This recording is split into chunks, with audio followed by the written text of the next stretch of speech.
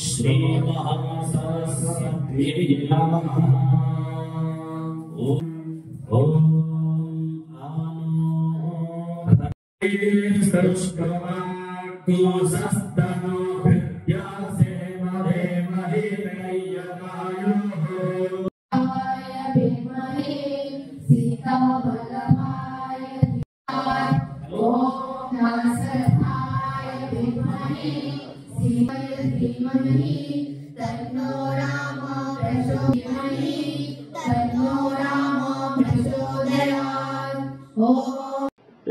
जेटा हूँ हनुमान जी चारि जुगरे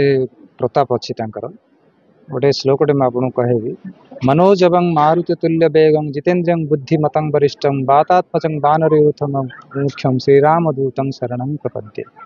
ये चारि जुगरे हनुमान जी महाप्रभुंकर बहुत प्रताप रही आउ सी चालीसा आम जो पढ़ुं बल बुद्धि विद्या देहु मही हरहु कलेश विकार ये सबूर उक्तिर बहुत आवश्यकता रही आजिकल विद्यार्थी मानक पई। तो प्रणव एजुकेशनल ट्रस्ट प्रतिष्ठाता जी कि एकाधार रे जड़े कृपा सिद्ध और ध्यान सिद्ध मध्य श्री प्रणव कुमार रथ सार आज केवल पिला मानकर सर्वोत्कृष्ट उन्नति पाई सारा विश्व रे 200 कोटी पिलांकर मानसिक बौद्धिक और शारीरिक एवं अलौकिक स्मृति शक्तिर विकास पाई ये गोटे नियारा गोटे प्रक्रिया आरंभ करचंदी जोटा कि 2014 मसीह आरंभ करी आज 2025 मसीह दीर्घ 11 वर्ष है 2025 मसीह 2,25,000 हनुमान चालीसा आज संग्रह कर सारा ओडिशा विद्यार्थी मैंने लिखिक पठे से आम गोटे गौरवर विषय। प्रकृत में विभिन्न भाषा लिखाई आमर भारतीय विभिन्न भाषा हनुमान चालीसा लिखाई प्रकृत में हनुमान चालीसा द्वारा तो बहुत किसी उन्नति हो पार किंतु से केवल पिला मानकर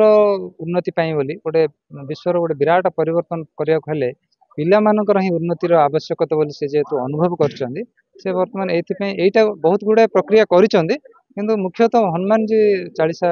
लिखा द्वारा बहुत किसी उन्नति पिला मानकर हो पार से उद्देश्य से एटा करछंदी। उदाहरण तो बहुत अच्छी जमती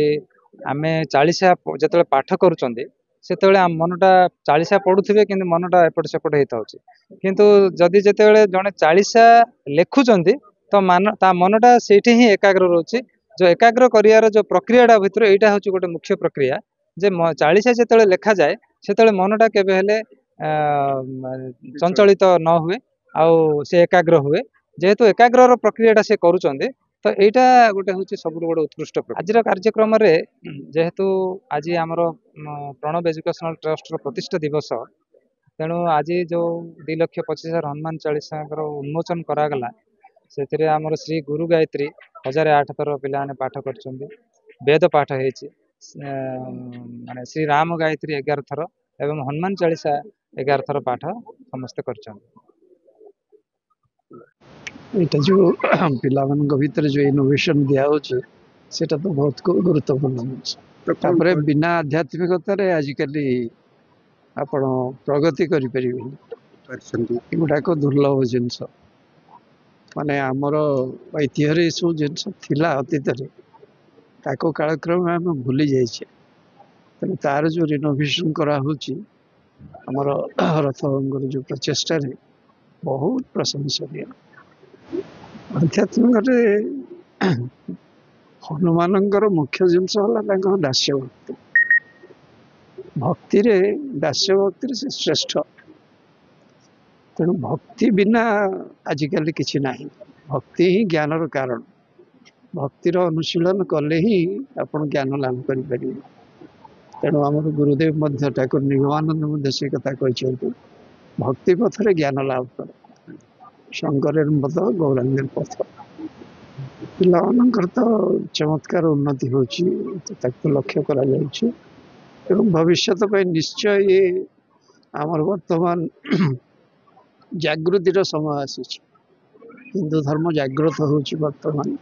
तेणु जिते सब अलौकिक शक्ति आमर अलौकिक शास्त्र सब ଲୁଚି ରହିଛି ସେ ତାର ପ୍ରକାଶିତ ହେବାର ସମୟ ଆସିଛି ବର୍ତ୍ତମାନ ଧୀରେ ଧୀରେ ଏସବୁ ପ୍ରକାଶିତ ହେବ ଇଏ ତାର ଗୋଟେ ଶୁଭ ସୂଚନା ଏଇଭଳି ଅନୁଷ୍ଠାନ ତ ଗଢ଼ି ଉଠିବା ଆବଶ୍ୟକ ପ୍ରତି କୋଣେ କୋଣେ ଯେତେବେଳେ ଏଇସବୁ ଅନୁଷ୍ଠାନ ଏଇଭଳି ଅନୁଷ୍ଠାନ ହେବ ସେତେବେଳେ ହିଁ ପ୍ରକୃତରେ ଆମ ଭିତରେ ଜାଗ୍ରତ ଚେତନା ଆସିପାରିବ।